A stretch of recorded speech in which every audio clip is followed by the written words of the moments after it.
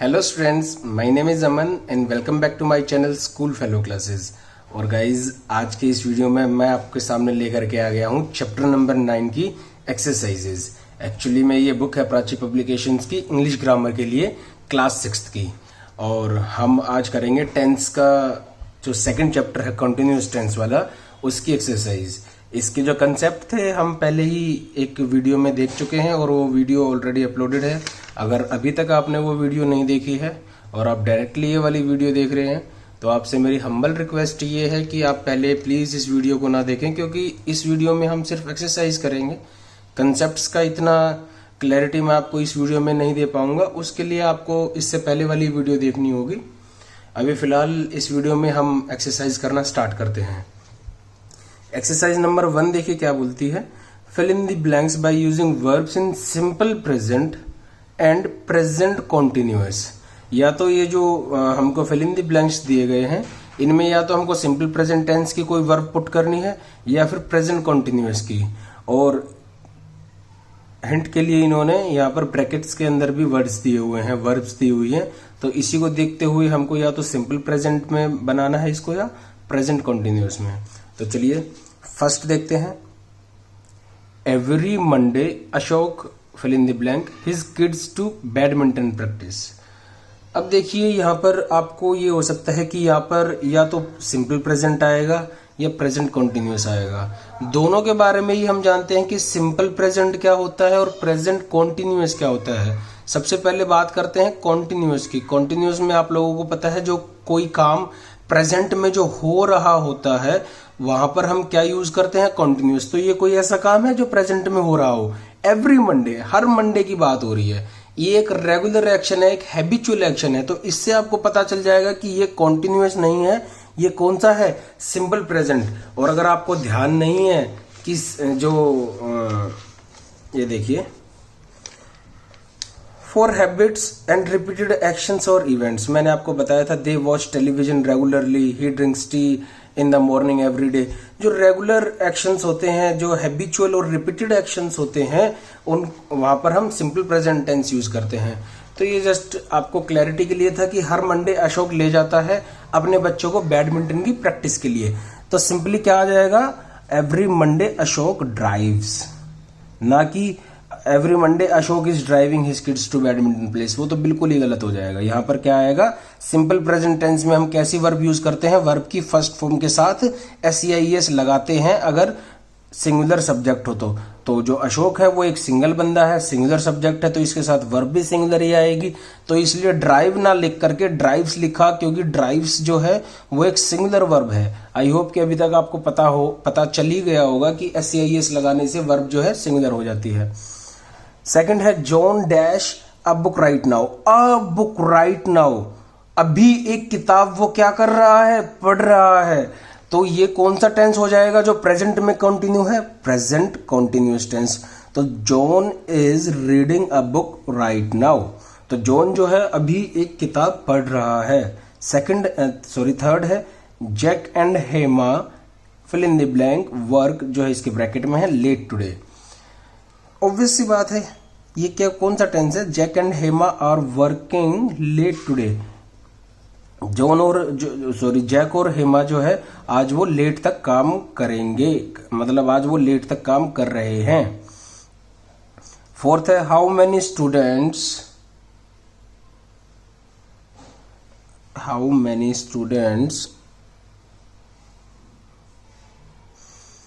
Fill in the blank you study with.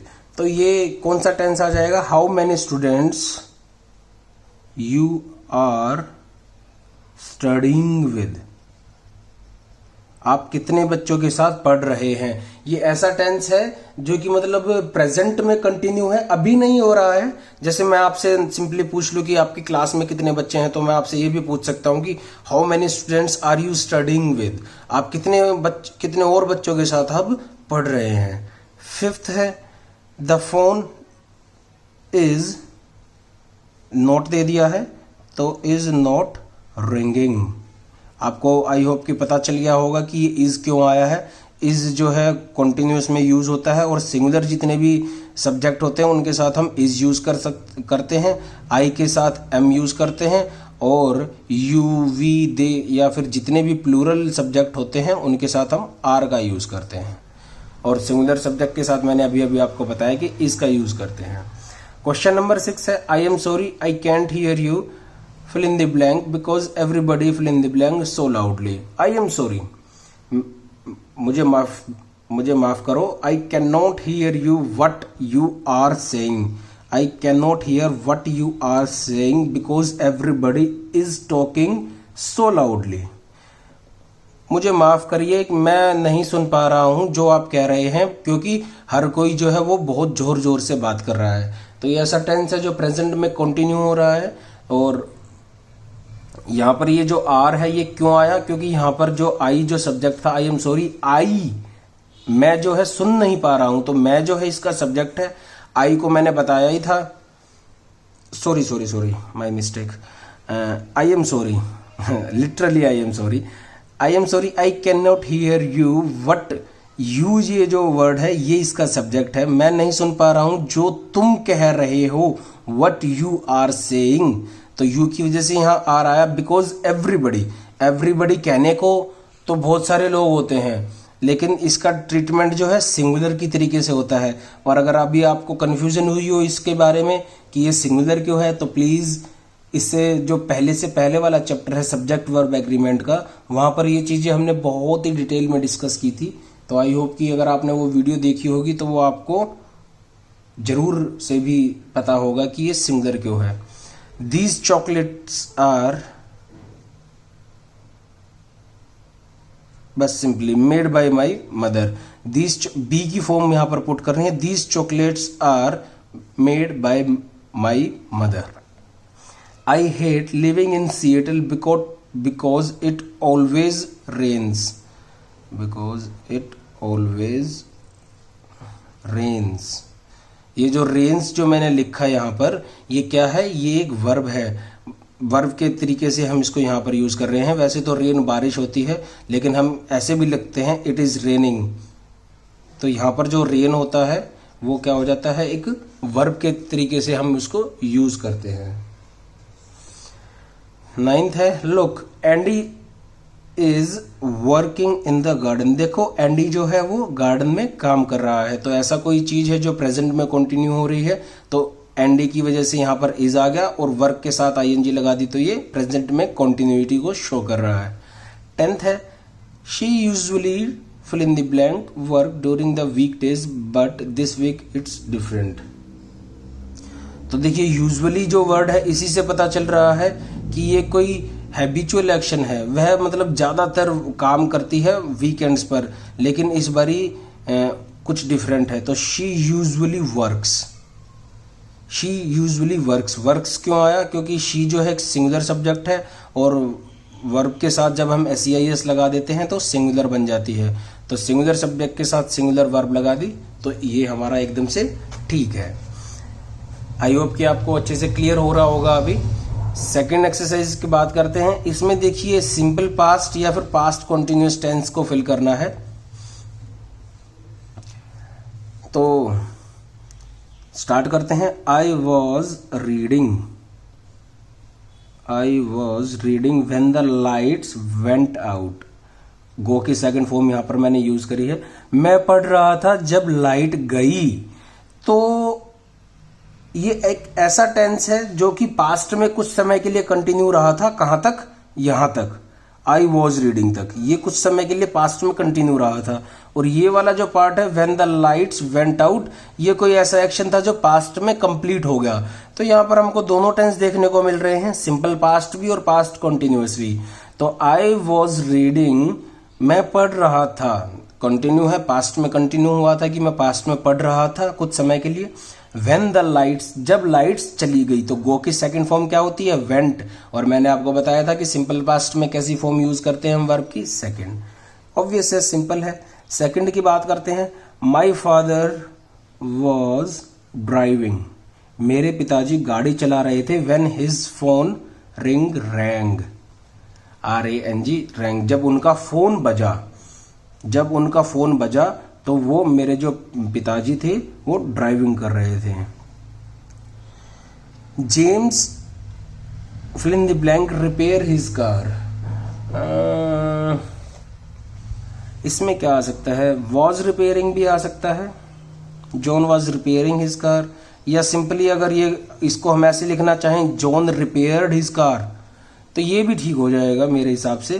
क्यों हो जाएगा? देखिए हमारी मर्जी है, कुछ ऐसा इसमें स्पेसिफाई नहीं किया हुआ है कि ये काम जो है हो चुका है पास्ट में या पास्ट में कंटिन्यू रहा था, तो हम दोनों ही सेंस में इसको बना सकते हैं। सपोज कीजिए मैं ऐसे लिखता हूं जेम्स रिपेयर्ड हिज कार, तो जेम्स ने अपनी कार जो है वो ठीक करी थी, ठीक है। और John was repairing his car, तो इसका ये मतलब है कि जॉन अपनी कार ठीक कर रहा था।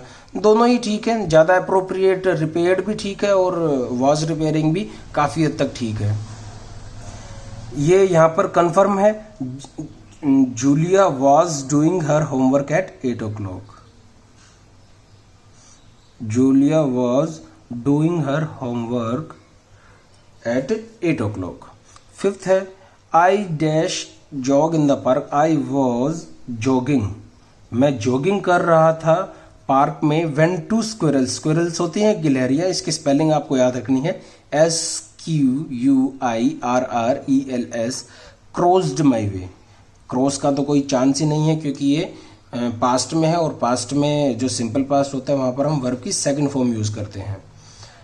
सिक्स्थ है कैरिन बर्न्ड, बर्न की सेकंड फॉर्म होती है बर्न्ड, और थर्ड भी बर्न्ड ही होती है।